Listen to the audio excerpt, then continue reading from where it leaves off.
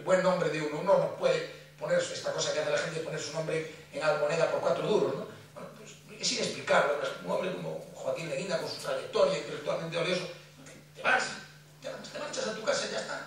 Te tienes que marchar a tu casa, pues te vas a tu casa y no pasa absolutamente nada. Tú no estás en esa situación de tener que comer de eso, de tener que pagar tus facturas a fin de mes. Esto es lo que explica en gran medida, yo creo que no haya habido reacción. Si no, es inexplicable. Un partido que no es el partido con el que tuvo que lidiar Felipe González, a pesar de que era un partido muy metido en cargos públicos, es un partido, bueno, que se ve, cuando uno conoce el territorio bien, yo conozco bien el de Galicia, no hay partidos socialistas, hay las agrupaciones, uno va a las agrupaciones y se queda asombrado de lo que ve por ahí. Es como entrar, aquello que decía Sieyès en la Revolución Francesa, ¿no?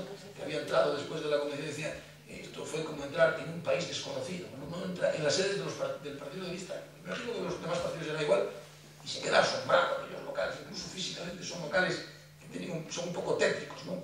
Nunca hay nadie, es una cosa que pone un poco los pelos de punta, y esto explica, yo creo, el que de pronto se haya producido, es que hay un giro espectacular y nadie dice ni una sola palabra, nadie. Y si alguien la dice, lo echan y ya está. ¿Qué es lo de Rosa? Rosa lo dice y se tiene que marchar. Sobre esa cuestión que comenta ahora Roberto, la próxima conferencia, que será el día 10 de enero, que la impartirá Carlos Martínez Gorriarán, va a tratar precisamente ese tema. Queremos ser un partido distinto y precisamente no queremos reproducir esos esquemas que Roberto está describiendo ahora, ¿no? Y por eso os digo que ese tema será el punto central de la conferencia de Gorriarán el 10 de enero. Déjame decir solo una cosa, para apoyar lo que dice José Ignacio, que es cierto. Cuando se presentó en Coruña la candidatura de Rosa Díez, yo la presenté en Coruña y previamente tuvimos una comida en Santiago, y lo que más me sorprendió de la comida es que todos los que estaban en la comida, ninguno quería ocupar ningún cargo. Todos estaban diciendo, Dios mío, que ya no sé, esto, en fin, que esto... Claro, es un partido, esto sí que es un partido, aquello que decíamos, un partido de nuevo tipo. Esto es un partido de nuevo tipo, y en lo que se diferencia fundamentalmente es que son profesionales que la inmensa mayor parte no quieren ocupar cargos, ¿no? Lo cual no ocurre en ningún otro partido. Bien, estoy de acuerdo con que el ansia de poder de los partidos políticos y de sus dirigentes explica bastantes cosas, ¿no? Pero ¿qué pasa con los ciudadanos? Que somos mayores de edad, se supone, no somos ya niños, ¿no? A quienes descargar la responsabilidad, ¿no? Los políticos actúan de una forma interesada, tienen un discurso entonces interesado, polarizan a la opinión pública hablando de Franco, la guerra civil, ¿no? Cosas completamente fuera de lugar, pero que son el discurso diario de los medios de comunicación que les favorecen. Bueno, pero esto no es patético en realidad.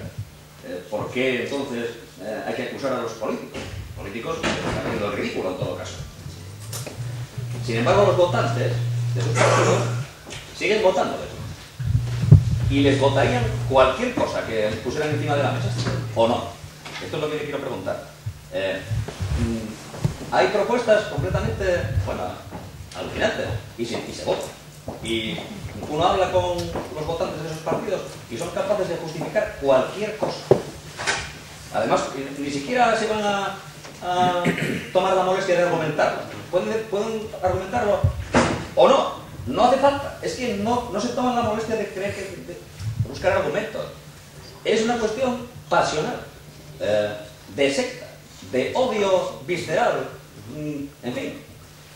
Y este es el problema real, yo creo. Ese es el problema real. Porque si fuera simplemente de 4 políticos, tienen ansias de poder y no sé qué, pues sería muy fácil. El problema es que tienen detrás millones de votos de personas que deberían ser adultos y actuar como tal. Ese yo creo que es el problema. Sí, yo que he sido bastante pesimista, no sería tan pesimista como usted. ¿Qué quiero decir? Quiero decir que los políticos aspiran al poder y es normal, esto es lo que tienen que hacer. El problema no es que aspiren al poder, el problema es cuál es el esquema o el mecanismo a través del cual se pretende llegar al poder. Es decir, que pretendan el poder es normal, es la única manera de organizar la convivencia en sociedades democráticas. Hay los partidos, sobre todo los grandes partidos, aspiran a gobernar y es pues, lo lógico y lo normal. El problema es que aspiren a gobernar con programas, que es lo que tiene que ser, con programas y con conjuntos articulados de medidas destinadas a organizar un país, en lo económico, en lo social, en lo cultural, etc., o que aspiren a gobernar, como se está viendo últimamente, ¿no?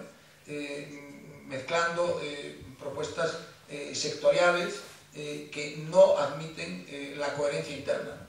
Ayer lo decía, antes de ayer, un articulista en un periódico de Madrid reclamaba, digamos, la política, la vuelta de la política, y decía, hombre, esta cosa de que los programas no consisten en programas, sino que consisten en medidas sectoriales, una dirigida a los jóvenes, otra dirigida a los...